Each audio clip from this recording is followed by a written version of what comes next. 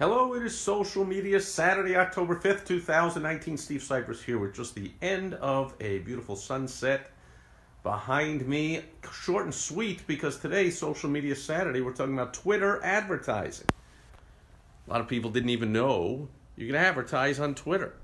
Their bottom line kind of doesn't tell because they really haven't figured out to maximize their ad revenue the way Google and Facebook have gone crazy and become two of the most powerful companies on earth, while Twitter just kind of sputters along. But Twitter ads done effectively can make money. There's one big mistake you can make with your Twitter ads that will just basically kill them. Now, of course, as with everything, you got to test. So in your particular case, with your particular audience and your particular message and all that, and the particular time of day and all that kind of stuff, or day of the week, all the variables, I, of course, could be wrong. So you never want to take anyone's word for it, no matter how much of an expert they are on advertising, marketing, and sales, such as I am. Speaking of which, if you want my help with anything to do with advertising, marketing, or sales for a small business, go to helpfromsteve.com. Short and sweet, as today's video is. The number one biggest mistake, Rich is here, good seeing you, with your Twitter ads is counterintuitive because it's to include a hashtag. Where normally you're just putting out a tweet. Of course, you want to make it topical, same with your ads. That's what Twitter's all about, the latest news. It's all about having little short snippet conversations about what's topical, what's happening, what's on people's minds, what's in the news.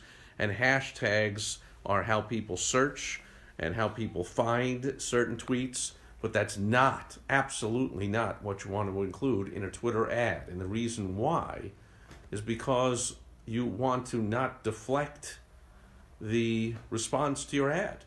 You want them responding to only whatever link you're putting in there, whatever call to action, wherever you want them to go, to your website or sales page or wherever else it is.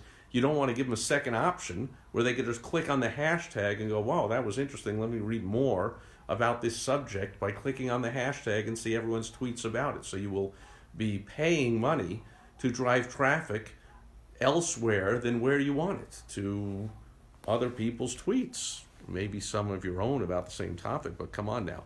You're paying for the ad.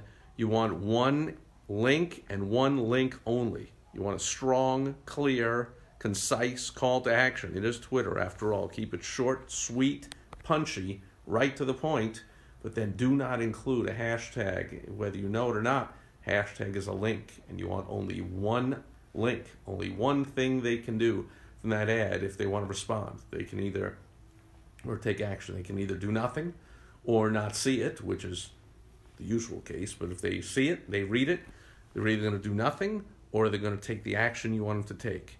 You do not want them to click on a hashtag.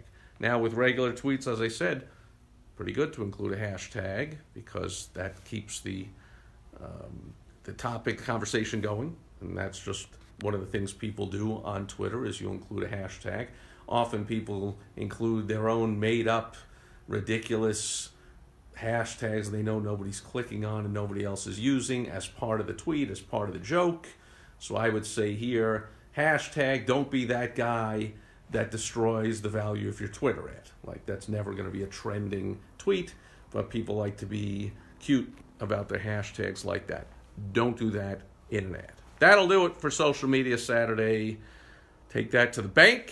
If you want more help or help with your particular ad or ad on any other platform in particular, as always, go to helpfromsteve.com and I'll help you out. That'll do it for Social Media Saturday. Thanks for watching as the sun sets behind me. And Rich says, love it. Rich says, hashtag Mets fan. Now, you don't want to run that as an ad. See, then people like me are going to click and see what are other Mets fans talking about. I'll give you a hint.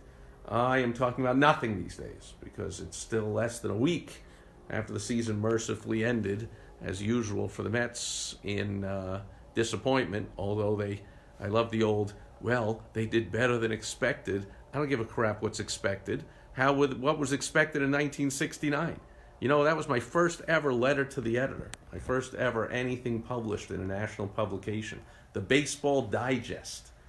in 1969 in the spring had a letter from me. And in those days, you had to mail a letter in. There's no email, there's no tweets, there's no nothing.